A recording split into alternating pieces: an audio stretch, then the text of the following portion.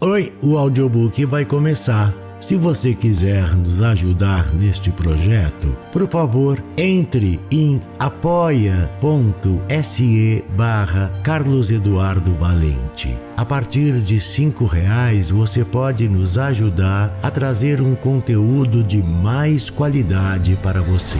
Você também pode se inscrever em nosso canal do YouTube e tornar-se membro para ter conteúdos inéditos antes de qualquer outra pessoa.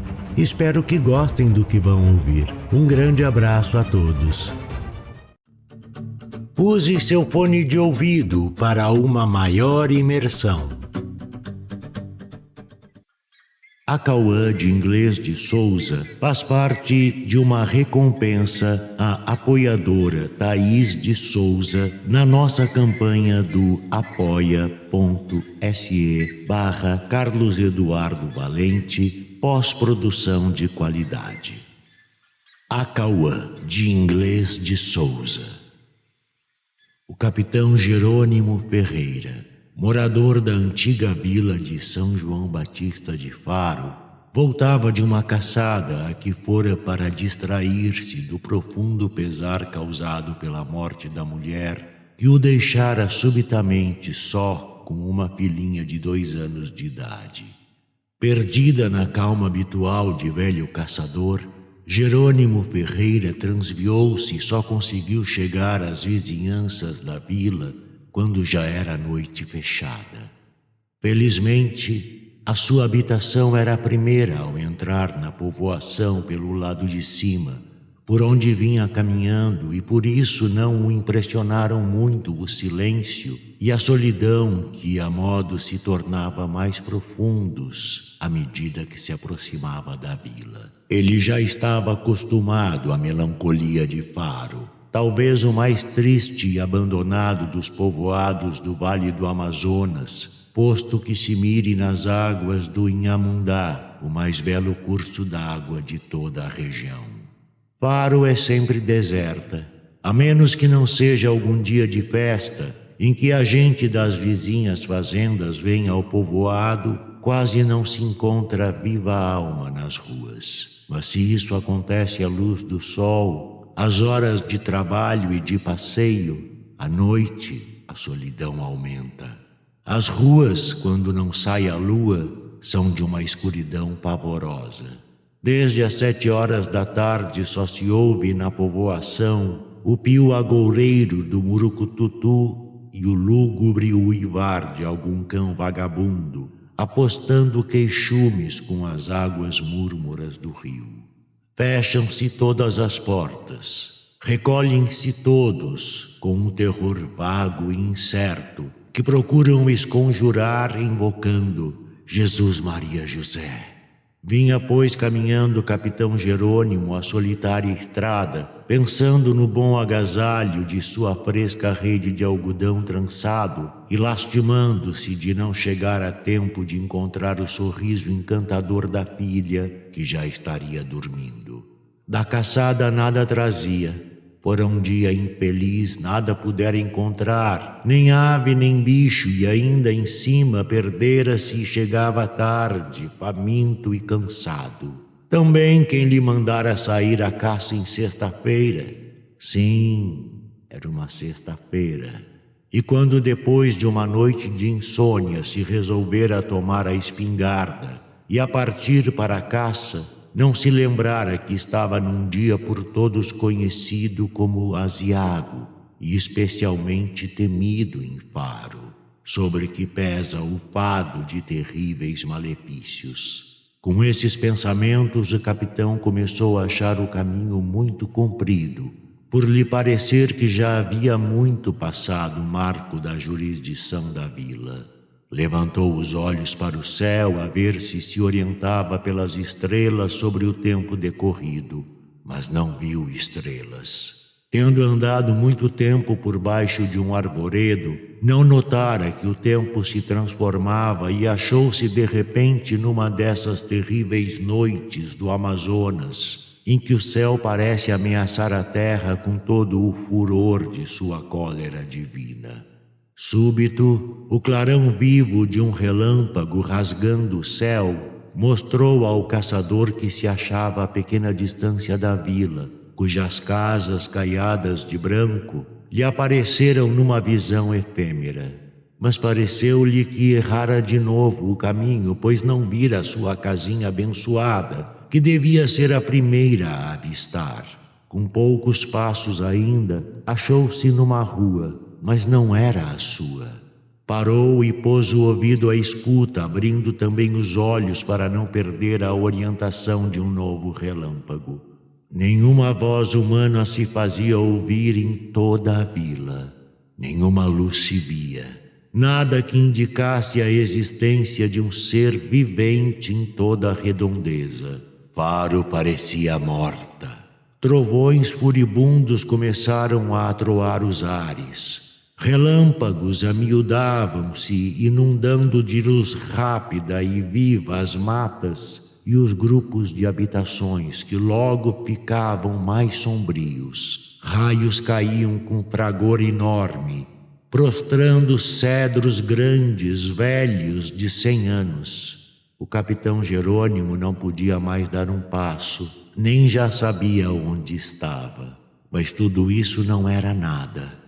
Do fundo do rio, das profundezas da lagoa formada pelo Inhamundá, levantava-se um ruído que foi crescendo, crescendo, crescendo e se tornou um clamor horrível, insano. Uma voz sem nome que dominava todos os ruídos da tempestade. Era um clamor só comparável ao brado imenso que hão de soltar os condenados no dia do juízo final. Os cabelos do capitão Ferreira puseram-se de pé e duro como estacas. Ele bem sabia o que aquilo era. Aquela voz era a voz da cobra grande, da colossal sucuriju que reside no fundo dos rios e dos lagos. Eram os lamentos do monstro em laborioso parto. O capitão levou a mão à testa para benzer-se, mas os dedos trêmulos de medo não conseguiam fazer o sinal da cruz.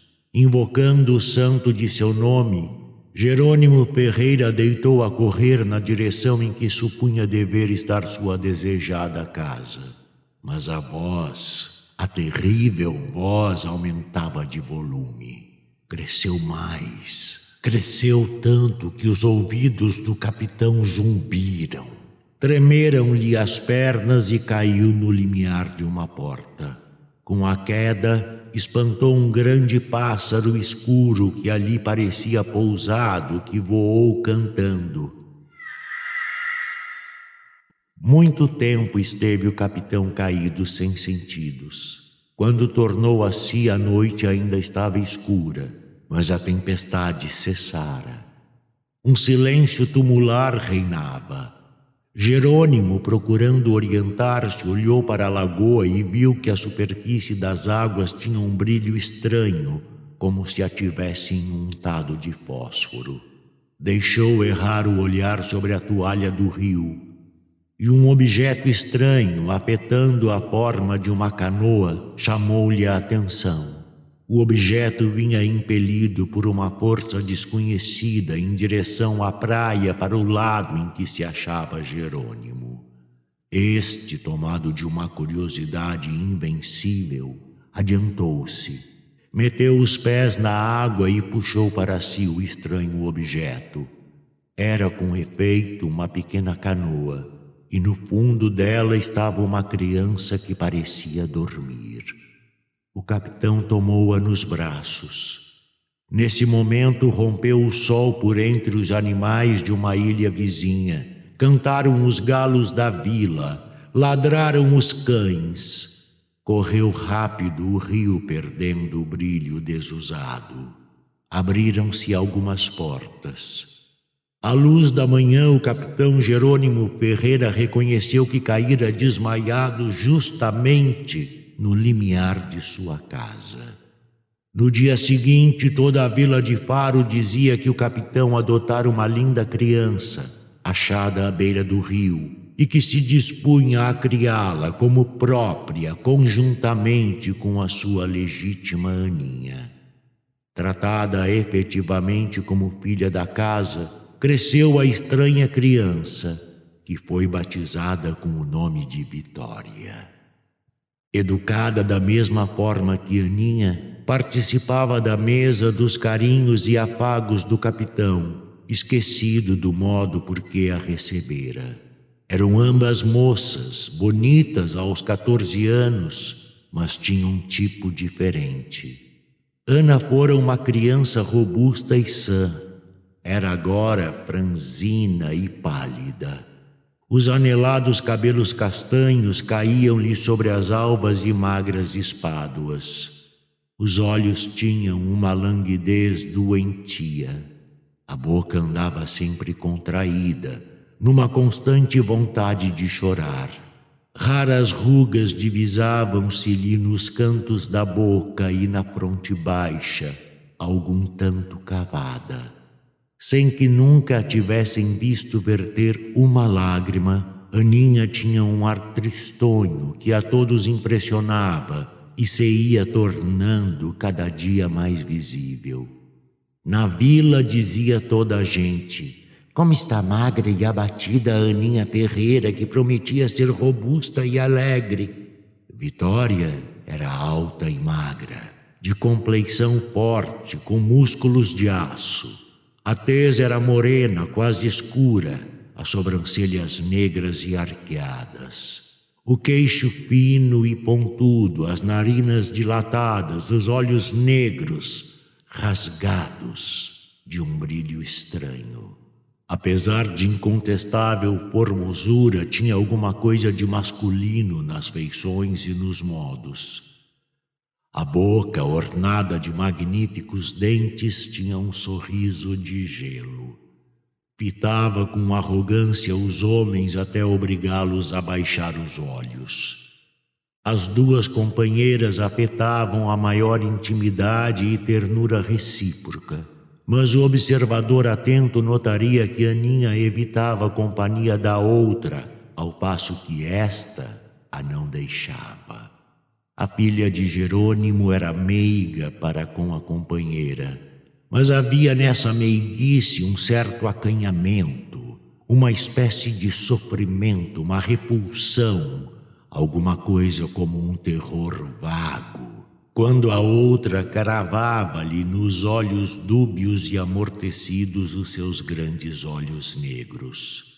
Nas relações de todos os dias, a voz da filha da casa era mal segura e trêmula. A de Vitória, áspera e dura. Aninha, ao pé de Vitória, parecia uma escrava junto da senhora. Tudo, porém, correu sem novidade até o dia em que completaram 15 anos, pois se dizia que eram da mesma idade. Desse dia em diante, Jerônimo Ferreira começou a notar que a sua filha adotiva ausentava-se da casa frequentemente em horas impróprias e suspeitas, sem nunca querer dizer por onde andava. Ao mesmo tempo que isso sucedia, Aninha ficava mais fraca e abatida. Não falava, não sorria. 2 círculos arroxeados salientavam-lhe a morbidez dos grandes olhos pardos. Uma espécie de cansaço geral dos órgãos parecia que lhe ia tirando, pouco a pouco, a energia da vida. Quando o pai chegava-se a ela e lhe perguntava carinhosamente: que tens, Aninha? A menina, olhando assustada para os cantos, respondia em voz cortada de soluços: nada, papai. A outra, quando Jerônimo a repreendia pelas inexplicáveis ausências, dizia com altivez e pronunciado desdém: e que tem vosmecê com isso? Em julho deste mesmo ano, o filho de um fazendeiro do Salé, que viera passar por São João em Faro, enamorou-se da filha de Jerônimo e pediu-a em casamento. O rapaz era bem apessoado, tinha alguma coisa de seu e gozava de reputação de sério. Pai e filha anuíram gostosamente ao pedido e trataram dos preparativos do noivado. Um vago sorriso iluminava as feições delicadas de Aninha. Mas um dia em que o capitão Jerônimo fumava tranquilamente o seu cigarro de tauari à porta da rua, olhando para as águas serenas do Inhamundá, Aninha veio se aproximando dele a passos trôpegos, hesitante e trêmula, e como se cedesse a uma ordem irresistível, disse balbuciando que não queria mais casar. Por quê? Foi a palavra que veio naturalmente aos lábios do pai, tomado de surpresa. Por nada, porque não queria. E juntando as mãos, a pobre menina pediu com tal expressão de sentimento que o pai, enleado, confuso, dolorosamente agitado por um pressentimento negro, aqueceu, vivamente contrariado. Pois não falemos mais nisso. Em Faro não se falou em outra coisa durante muito tempo, senão na inconstância da Aninha Ferreira. Somente Vitória nada dizia. O fazendeiro do Salé voltou para suas terras prometendo vingar-se da desfeita que lhe haviam feito. E a desconhecida moléstia de Aninha se agravava a ponto de impressionar seriamente o capitão Jerônimo e toda a gente da vila. Aquilo é paixão recalcada, diziam alguns. Mas a opinião mais aceita era que a filha do Ferreira estava enfeitiçada. No ano seguinte, o coletor apresentou-se pretendente à filha do abastado Jerônimo Ferreira. Olhe, seu Ribeirinho, disse-lhe o capitão. É se ela muito bem quiser, porque não a quero obrigar. Mas eu já lhe dou uma resposta nesta meia hora. Foi ter com a filha e achou-a nas melhores disposições para o casamento. Mandou chamar o coletor, que se retirara discretamente, e disse-lhe muito contente: toque lá, seu Ribeirinho, o negócio é arranjado. Mas daí a alguns dias, Aninha foi dizer ao pai que não queria casar com o Ribeirinho. O pai deu um pulo da rede em que se deitara havia minutos para dormir a sesta. Temos tolice! E como a moça dissesse que nada era, nada tinha, mas não queria casar, terminou em voz de quem manda: pois agora há de casar porque quero eu!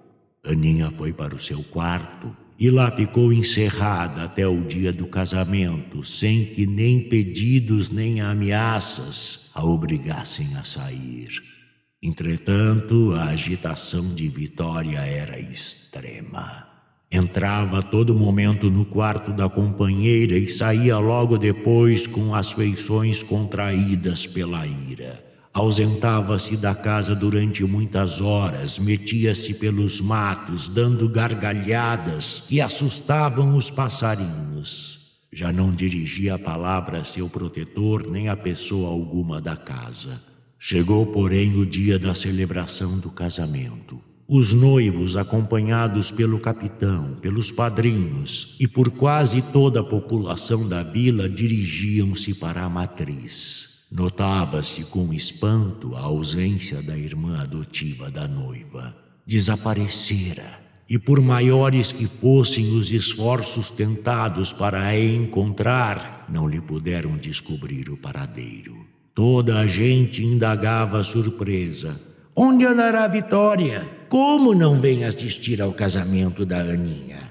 O capitão franzia o sobrolho, mas a filha parecia aliviada e contente. Afinal, como ia ficando tarde, o cortejo penetrou na matriz e deu-se começo à cerimônia.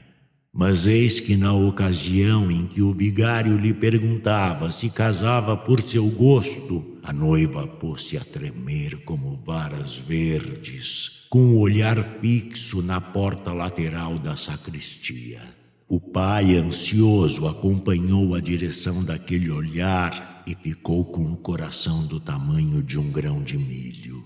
De pé à porta da sacristia, hirta como uma defunta, com uma cabeleira feita de cobras, com as narinas dilatadas e a tez verde-negra, Vitória, sua filha adotiva, fixava em Aninha um olhar horrível, olhar de demônio, olhar frio que parecia querer pregá-la imóvel no chão. A boca entreaberta mostrava a língua fina, bipartida como língua de serpente. Um leve fumo azulado saía-lhe da boca e ia subindo até o teto da igreja. Era um espetáculo sem nome. Aninha soltou um grito de agonia e caiu com um estrondo sobre os degraus do altar.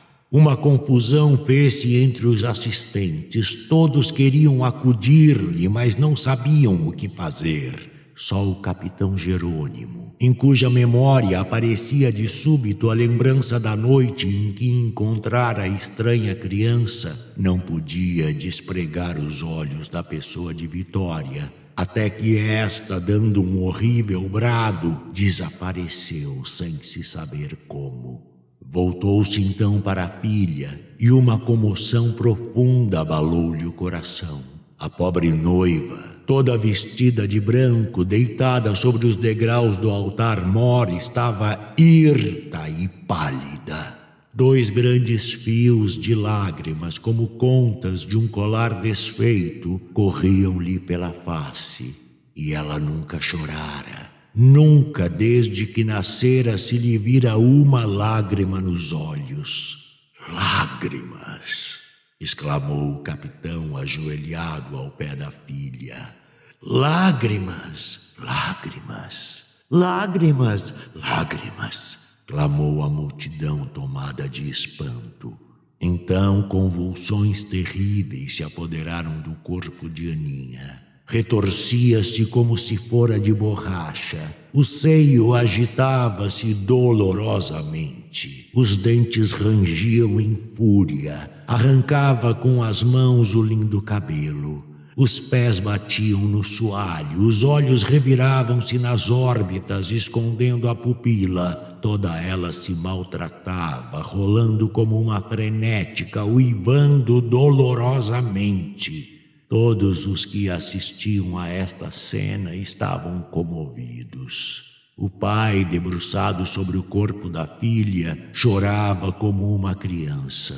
De repente a moça pareceu sossegar um pouco, mas não foi senão o princípio de uma nova crise. Inteiriçou-se, ficou imóvel, encolheu depois os braços, dobrou-os a modo de asas de pássaro, bateu-os por vezes nas ilhargas e, entreabrindo a boca, deixou sair um longo grito que nada tinha de humano, um grito que ecoou lugubremente pela igreja.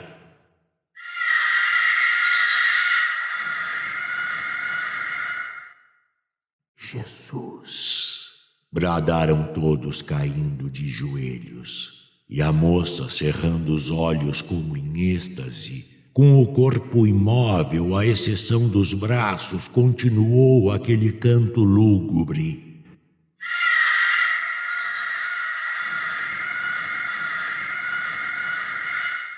Por cima do telhado, uma voz respondeu a Dianinha. Um silêncio tumular reinou entre os assistentes. Todos compreendiam a horrível desgraça. Era o Acauã. Do narrador, Carlos Eduardo Valente. Contato carlão50@gmail.com